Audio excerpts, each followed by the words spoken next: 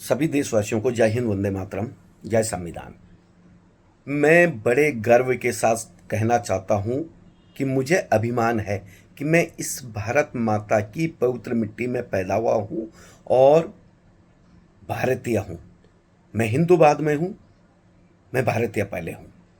और अब मैं बात कर रहा हूँ कि पिछले 3 4 5 दिनों से जो एक सोशल मीडिया पे एक प्रोपगंडा चला हुआ, एक नैरेटिव सेट किया जा रहा है कॉकरोच जनता पार्टी द्वारा।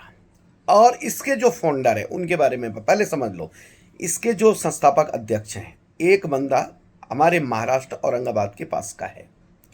वो अपने आप को अम्बेडकरवादी कहता है। उसके पुराने पूरे ट्वीट उठा के देखिए, हिंदुत्व सनातन के विरोध में ही उसको, उसके ट्वीट, उसकी विचारधारा आपको दिखेंगी।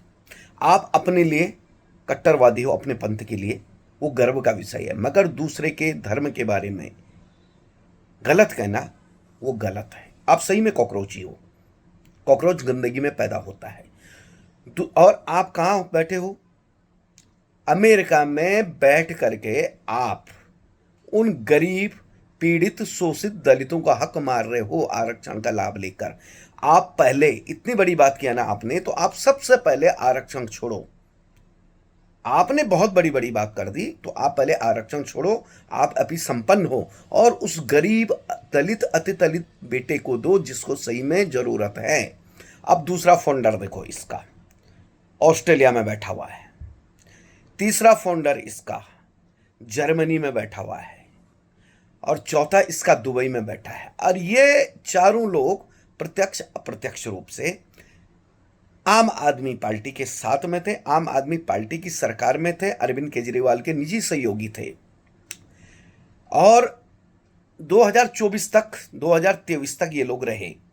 इन्होंने सोशल मीडिया का पूरा काम संभाला। उसके बाद में अरविंद केजरीवाल जो चुनाव जीतने के बाद में, जब चुनाव जीते थे, इनकी सरकारें थी, तो आपने देखा होगा कि अरविंद केजरीवाल कहते थे कि मेरी नानी की आत्मा को दुख होगा अगर मैं मंदिर में जाऊंगा। मंदिर नहीं चाहिए हमें, वहां पे कोई हॉस्पिटल खुले। इनका सफाया हुआ। इनका नैरेटिव जो जगह जगह सेट किया गया था वो खत्म हुआ, वो तिलस्म टूटा। इनकी अहंकार की भाषा थी कि हमें कोई नहीं हरा सकता, मोदी चाहे या अमित शाह चाहे, इनके पूर्वज भी हमको हरा नहीं सकते। इतना घमंड, अहंकार आम आदमी पार्टी, अरविंद केजरीवाल जी, मनीष सिसोदिया जी और संजय सिंह जी को चढ़ा हुआ था। उसका मूल कारण था, इसकी स्क्रिप्ट लिखने वाला यही लड़का था, ये औरंगाबाद का तथाकथित, जो अपने आप को अम्बेडकरवादी कहता है, महामानव बाबा साहब अम्बेडकर के नाम पे गलत राजनीति करता है। और विचारधारा पूरा अर्बन नक्सली, टुकड़े टुकड़े गैंग की है। ये देश में अराजकता का माहौल लाना चाहते हैं। देखो, इसके ही कहने पे अरविंद केजरीवाल ने हिंदू, हिंदुत्व, सनातन से मुंह मोड़ा था। तो उनको समझ में आ गया चुनाव में कि क्या होने वाला है। अब पंजाब का चुनाव है। अब पंजाब के चुनाव में इनको पता है कि वहां पे कांग्रेस, भाजपा का आना तो मुश्किल है, लेकिन कांग्रेस पार्टी वहां सत्ता में वापसी कर सकती है। तो इनका नैरेटिव देखो, इन्होंने कैसी पार्टी बनाई, कॉकरोच जनता पार्टी। पहले वो सोशल मीडिया पे ट्रेड कर रही है। इन्हीं के मैनिफेस्टो भी देखो। ये चाहते तो ये बना सकते थे कॉकरोच आम आदमी पार्टी या कॉकरोच आम जनता party, cockroach national Congress party, या मतलब बीजेपी और कॉकरोच सीजेपी, मिलता जुलता नाम। ये और भी नाम से बना सकते थे, लेकिन नहीं बनाया इन्होंने। और इसके पीछे कौन है? माननीय अरविंद केजरीवाल जी हैं, माननीय सिसोदिया जी, माननीय संजय सिंह जी। आम आदमी पार्टी का पूरा सेट इनके साथ में है, बी टीम समझ के काम कर रही है। उसके बाद में कांग्रेस पार्टी है, क्योंकि कांग्रेस पार्टी को लग रहा है कि मोदी जी को हम ऐसे नहीं हटा सकते हैं, तो कॉकरोच के नाम पे हटा सकते हैं। आप मोदी जी का विरोध करो, आप संघ का विरोध करो, आप हिंदुवादी संगठनों का विरोध करो, मगर आप इस देश का, इस देशवासियों का, इस देश के हिंदुओं का, यहाँ की संस्कृति का, यहाँ के सनातन का विरोध करने का आपको कोई अधिकार नहीं है। और आप बेरोजगारों की बात करते हैं, उनके हक की बात करते हैं, उनके हक को लूटकर आरक्षण पे पलने वालों, विदेशों में बैठ के आप पहले, मैंने बोला ना पूर्व में कि आप आरक्षण छोड़ो, उस गरीब अति दलित बेटे को आरक्षण दो जिसको सही में जरूरत है। विदेशों में बैठ के नैरेटिव सेट कर रहे हो, इस देश को, यहाँ के युवाओं का ब्रेन वॉश करके क्या करना चाहते हो? अराजकता का माहौल पैदा करना चाहते हो, देश को गृह युद्ध में छेड़ना, झोंकना चाहते हो। मुझे बताइए, आपने ये बोला कि हमारी ये जो कॉकरोच जनता पार्टी बनी, ये बनी है न्याय व्यवस्था के विरुद्ध। जो न्याय व्यवस्था है, जो माननीय सर्वोच्च न्यायालय के मुख्य न्यायाधीश ने एक मुहावरा बोला था कि यहाँ का युवा आलसी और कॉकरोच के समान है, एक मुहावरा था। और आपने उसको बना के, क्योंकि बहुत दिनों से एक तैयारी चल रही थी, एक नैरेटिव सेट करने की तैयारी चल रही थी कि भाजपा को अब कैसा हराया जाए, कैसा रोका जाए मोदी जी को। उसके लिए आपने बहुत सही दिमाग दौड़ाया। आपने क्या किया? युवाओं की भावनाओं से खिलवाड़ किया, उनका ब्रेन वॉश किया, और आपने बोला कि हम तो न्याय व्यवस्था के खिलाफ ये पार्टी खड़ी कर रहे हैं, जो सोशल मीडिया पे चल रही, ट्रेड कर रही। और उसके कुछ ही मिनटों बाद इसका संस्थापक अध्यक्ष कहता है कि भाजपा को अनफॉलो करो। आप न्याय व्यवस्था के खिलाफ आपने पार्टी बनाई और आप अचानक भाजपा संघ और हिंदुत्व पे आ गए। उसके बाद में आपके पुराने ट्वीट लोगों ने निकालने शुरू कर दी, आपकी जन्म कुंडली को खंगालना शुरू कर दिया। तो आपने फिर एक विक्टिम कार्ड खेलना शुरू कर दिया कि हम तो हजारों सालों से हमारा शोषण होता आया है, हम तो दलित, अति दलित, पीड़ित, शोषित परिवारों से आते हैं। अगर हम दिल्ली में आए तो हमें गिरफ्तार करके जेल डाल दिया जाएगा। अगर आप सच्चे हैं, और किसी भी सच्चे हिंदुस्तानी को, किसी भी व्यक्ति को, मैं सबको भारतीय मानता, मैं किसी को दलित, अति दलित, पीड़ित और किसी को मुस्लिम, सिख ये नहीं मानता। आई एम द इंडियन, मैं इंडियन हूँ और मैं सबको इंडियन मानता। आप सुनिए मेरी बात, जो ये नैरेटिव आप सेट कर रहे हैं ना, ये आपके लिए ही एक बहुत बड़ा नासूर होगा। आप यकीन मानिए कि संविधान बोलने की आज़ादी देता है, संविधान लिखने की आज़ादी देता है, और उस आज़ादी का दुरुपयोग मत करो अम्बेडकरवाद के नाम पे। मुझे बताइए, आप लोग तब कहाँ चले जाते हैं जब पूना के अंदर में आपके ही घर से, औरंगाबाद से कुछ दूरी पे, एक 3 साल की बच्ची का बलात्कार होता है और आप खामोश रहते हैं। क्यों? इसलिए कि आरोपी जो था वो भी आपको ही, जो मतलब आपके ही समाज से आता था। कई जगह दलित बेटियों के साथ में अन्याय, अत्याचार हुआ। मैं फिर से कह रहा हूं, मैं दलित किसी को नहीं मानता हूं, मैं भारतीय मानता हूं। दलित बेटियों के साथ में अन्याय, अत्याचार हुआ, उनकी आबरू लूटी गई, तो आप खामोश रहे। बिहार में हुआ, उत्तर प्रदेश में हुआ, बंगाल में हुआ। बंगाल में तो इतना ज्यादा हुआ था कि पूछो मत। और करने वाले कौन थे? दुर्भाग्य से मुस्लिम आरोपी थे। वो आरोप किया उन्होंने, मुस्लिम थे।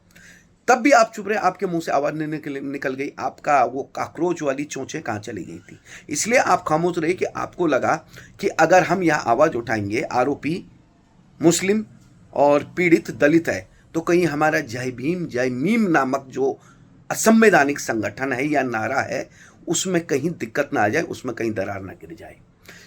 आपका मुंह सिर्फ हिंदुत्व, सनातन के विरोध में ही खुलता है। और अभी एक फैशन चल रहा है बोलने की आज़ादी के नाम पे, लिखने की आज़ादी के नाम पे, कि इस देश में हिंदुत्व, सनातन, देवी देवताओं को जी भर के गालियां दी जा रही है, मन भर के गालियां दी जा रही हैं, और ये करेंगे हमारा फ्रीडम है। उस समय भी कॉकरोच साहब, आपकी चोंच और आपकी ये लंबी जबान कुतरने वाली खामोश हो जाती, इसलिए क्योंकि वो आपके पंथ से आते हैं, आपके समाज से आते हैं, तब भी आप खामोश रहते हैं।